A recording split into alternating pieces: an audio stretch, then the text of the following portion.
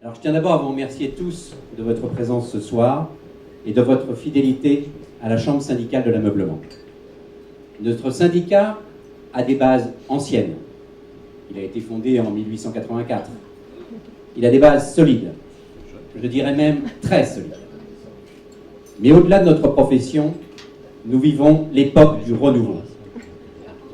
On constate une grande vitesse de l'information, des réseaux sociaux et d'Internet. Et en général, le comportement des consommateurs a changé. Nouveaux comportements de vie, nouveaux comportements d'achat. En face de ce nouveau mode de vie, on constate des frustrations nouvelles. Une offre uniformisée, une standardisation de la pensée, il n'y a qu'à voir la nouvelle Assemblée nationale. Et que se passe-t-il dans les mouvements syndicaux ? Je ne vous parle pas des syndicats strauss-lambertistes socialo-marxistes, ceux-là on les connaît. Les mouvements patronaux ne sont pas mieux. Fournir une information standardisée et générique ne suffit plus. Tout est sur Internet. Toute perte d'adhérents due aux disparitions physiques de points de vente est un problème grave pour notre profession. Dans notre profession, il existe une fédération qui fait la part belle à la grande distribution. Or, la grande distribution n'est qu'une branche de la profession, elle n'en est pas la quintessence. Le syndicalisme patronal doit-il être le simple garant des intérêts particuliers de chaque enseigne ? Le syndicalisme patronal est-il seulement l'interlocuteur désigné face au pouvoir public ? Force est de constater que le syndicalisme actuel, se voulant représentatif de la profession, semble guidé par une seule idée de puissance. Il a oublié les indépendants spécialistes, même s'il s'en défend.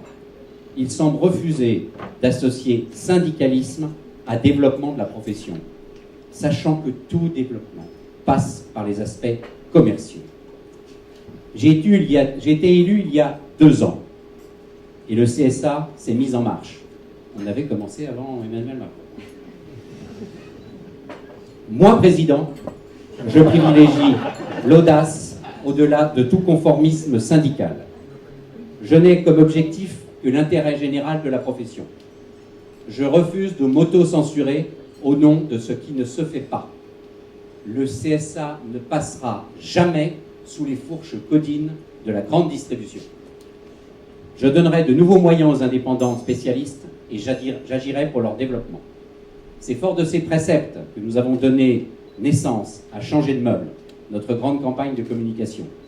Cette campagne, c'est plus de 1000 spots TV par an, c'est un site internet extrêmement qualitatif et interactif, un partenariat presse avec le groupe Lagardère, un partenariat avec la Foire de Paris.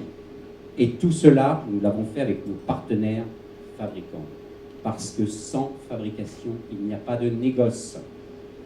Nous nous devons de booster les indépendants spécialistes, parce qu'ils sont l'avenir. Ils sont les vrais créateurs des emplois de demain. Ils ont la réponse aux frustrations du grand public. En matière d'offres, nous devons les écouter, nous devons les appuyer, nous devons les valoriser. Bill Gates a commencé dans un garage. L'avenir dans l'ameublement viendra certainement, à n'en pas douter, d'un concept né dans l'esprit d'un indépendant. Oui, nous sommes audacieux et appelons un chat un chat. Nos rapports avec la FNAEM sont arrivés à un point de non-retour. Le CSA est national et saura lier des alliances avec tous ceux qui sont prêts à aller dans le même sens. Nous avons choisi avec nos partenaires fabricants, qui sont nos fournisseurs, de ramer dans ce même sens. Nous avons choisi de booster les campagnes de communication pour rencontrer encore plus de public. Nous avons choisi de rassembler dans un même mouvement dynamique tous nos collègues indépendants spécialistes qui se retrouvent dans notre démarche. Nous avons choisi également de développer des activités de formation pour répondre à la pénurie de main-d'œuvre qui existe actuellement dans notre profession. Je vous lance un appel. Nous sommes le 19 juin, j'ai un jour de retard. J'appelle tous les indépendants spécialistes de France à nous rejoindre en participant aux actions mises en place. Pour conclure, je remercie tous les administrateurs. Madame la présidente d'honneur Nicole Philibert, qui a très longtemps dirigé ce syndicat et qui l'a fait croître. Monsieur Jean Arcy, et je remercie tout particulièrement mon ami depuis très très longtemps, Pierre Elmalek, qui dirige avec talent la plus grande enseigne de literie, qui ne connaît pas Maison de la Literie, et qui m'appuie constamment dans toutes mes démarches. Je tiens à assurer à mes partenaires, à nos partenaires, que nous les soutiendrons, que nous les favoriserons dans toutes les situations qu'ils rencontreront. Aujourd'hui, nous avons un président, Emmanuel Macron, qui, en dehors de son talent indéniable, a de la chance.